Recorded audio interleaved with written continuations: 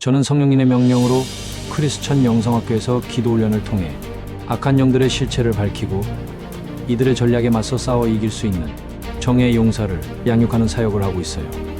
그동안 삶의 현장에서 수백 명의 사람에게서 잠복한 귀신들과 싸워 이긴 사실을 바탕으로 증명된 성경의 말씀과 하나님의 지혜를 모태로 삼아 실제의 삶에서 악한 영과 싸워 승리하는 방법을 알려드리려고 영적 전쟁의 전투교범을 썼어요.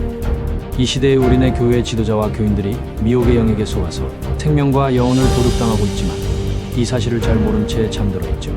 영적 전쟁을 실감하며 영적 잠에서 깨어나 성령과 동행하는 영적 습관을 들여 영혼 구원 사역의 도구로 쓰이는 정의의 용사가 되어 하나님의 마음을 시원하게 하는 종으로 쓰임을 받다가 천국에서 영원히 기쁘고 즐겁게 살기를 바랍니다. 크리스천 영성학교 신목사의 영적 전쟁의 전투 교범입니다.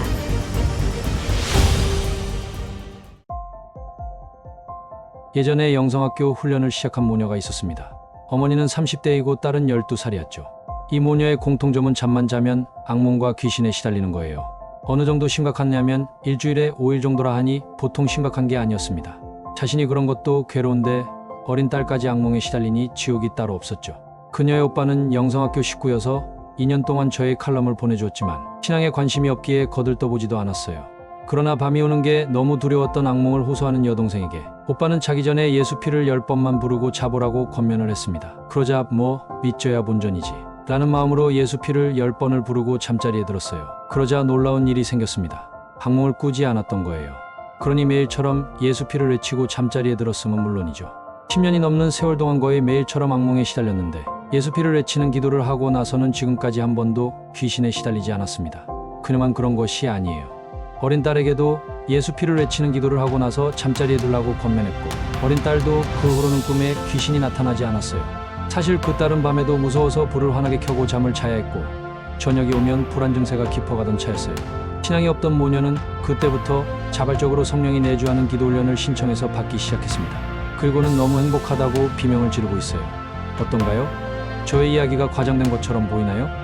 그러나 제가 영성학교를 열고 나서 수백 명의 사람들에게서 귀신을 쫓아내며 정신질환과 고질병을 치유하면서 성령이 내주하는 기도훈련 사역을 하고 있습니다. 그리고 기도훈련을 하고 나서 적지 않은 이들이 영성학교를 교회 공동체로 삼아 눌러 앉았으니 영성학교에 찾아오면 제가 말한 사람들을 얼마든지 대면해서 확인시켜 줄 수 있어요. 사실 그동안 제가 기적을 경험한 것이 1000번이 넘고 영성학교를 시작하고 수많은 이들이 기적을 경험한 것도 수백 번에 이르죠. 그러나 유튜브 동영상으로 이 얘기를 하니까 아무도 믿으려 하지 않아요. 사실 영성학교에서는 병을 고치는 게 가장 쉬운 일입니다. 그래서 오늘은 악몽과 가위눌림에 대해 살펴보기로 할게요. 악몽과 가위눌림은 100% 귀신의 공격입니다. 귀신은 밤에 잠을 잘 때 가장 빈번하게 공격하죠. 그래서 악몽, 가위눌림, 심한 잠꼬대 등은 죄다 귀신의 공격이라고 보면 돼요. 사실 뇌를 공격해서 정신질환에 시달리게 만드는 것도 귀신들의 공격입니다. 그래서 영성학교에 가장 많이 찾아오는 사람들이 바로 정신질환에 시달리는 사람들이죠. 정신질환은 불면증, 우울증, 조울증, 공황장애, 강박증, 조현병은 물론이고 알코올 중독을 비롯한 각종 중독도 정신질환이며 아이들에게 심한 ADHD, 틱장애 등도 정신질환입니다. 그래서 영성학교에는 이런 정신질환자들이 항상 있다고 보면 틀림없어요. 그동안 수많은 정신질환을 치유했지만 치유하면 치유할수록 더 많은 사람들이 찾아오기 때문이죠. 그러나 굳이 영성학교에 오지 않고 혼자 기도해도 정신질환의 문제를 해결할 수는 있습니다. 그러나 귀신들은 생각을 통해 공격하는 놈들이에요. 그러므로 축출기도를 시작하면 수단 방법을 가리지 않고 집요하게 기도를 방해하거나 포기하게 만들죠. 또한 귀신들은 기도를 유창하게 한다고 해서 겁을 집어먹고 도망치는 게 아니에요. 성령이 내주하는 성령의 사람들의 기도를 무서워하는 것입니다. 그러므로 정신질환이 깊은 사람들은 혼자 기도해서 이 문제를 해결하는 게 쉽지 않으므로 제가 직접 축출기도를 해주면서 기도훈련을 시키고 있어요. 다시 악몽과 가위눌림의 주제로 돌아가 보죠. 이 현상은 귀신들이 잘 때 공격하는 현상입니다. 그러므로 자기 전에 충분히 예수 이름과 예수 피를 전심으로 시력을 외치고 나서 잠자리에 들면 이놈들이 쉽게 공격하지 못해요. 왜냐하면 귀신들이 가장 두려워하는 게 바로 예수 피와 예수 이름이기 때문입니다. 물론 성령의 능력이 없는 사람이라고 하더라도 밤의 꿈을 통해 공격하는 하급병인 귀신들쯤은 얼마든지 물리칠 수가 있어요. 영성학교에서는 병원에서 해결할 수 없는 중증 정신질환자나 고질병을 치유하면서 기도훈련을 하고 있으므로 악몽이나 가위눌림 따위는 문제 취급도 하지 않습니다. 그러나 현대의학으로도 이 문제를 해결하지 못해 쩔쩔매지 않나요? 물론 대부분의 세상 사람들이 하나님이나 귀신을 믿지 않으며 교회 마당을 열심히 다니는 크리스천들도 귀신을 믿지 못하는 이들이 허다하죠. 뭐 교회에서는 거룩한 교회에 어떻게 귀신이 범접하며 빚진 하나님의 자녀에게 어둠이 어떻게 공격하냐면서 소문답 같은 얘기를 하고 있지만 그 속내는 귀신을 두려워하고 있습니다. 그래서 귀신 들린 사람을 교회에 데려가면 문을 닫고 손사래를 치면서 데리고 나가라고 소리를 질러대고 있어요. 물론 이 글을 읽는 사람들에게 저의 말을 믿어달라고 사정하는 것은 아니에요. 저는 문제를 해결함으로 저의 주장을 증명하고 있을 뿐이에요. 다시 말하지만 귀신들은 뇌를 타고 앉아 생각을 넣어주어 속이고 있죠. 그러므로 그놈들은 저의 주장을 믿지 못하도록 만들 게 뻔해요. 그러나 당신이 악몽과 가위눌림의 문제를 해결하고 싶다면 제가 제안한 대로 잠자리에 들기 전에 전심으로 예수 피로 귀신을 쫓아내는 축출기도를 해보시기 바래요.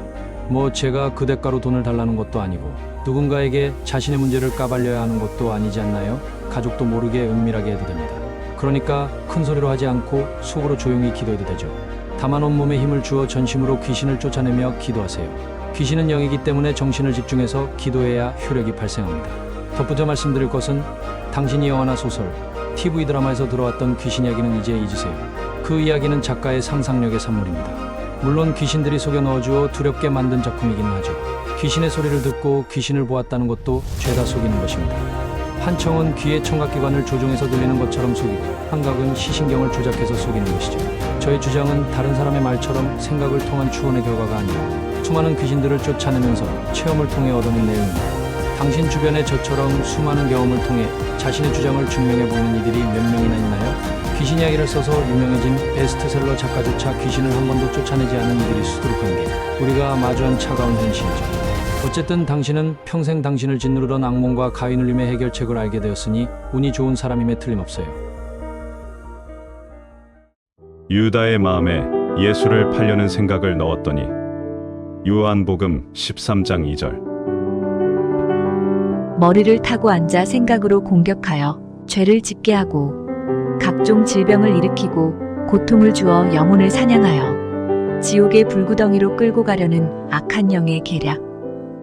대부분의 사람들, 대부분의 크리스천들도 이들의 지배를 받고 있지만 그 사실을 모른 채 나는 구원받았으니 천국에 갈 거라고 자기 확신의 믿음을 가지고 살아가고 있다. 이 시대에 성령께서 말씀하신 귀신의 비밀. 이 책을 통해 귀신들의 공격에 시달리는 많은 영혼들이 악한 영의 소나기에서 벗어나 행복과 기쁨이 넘치는 하나님의 나라를 마음껏 누리기를 바람하지 않는다.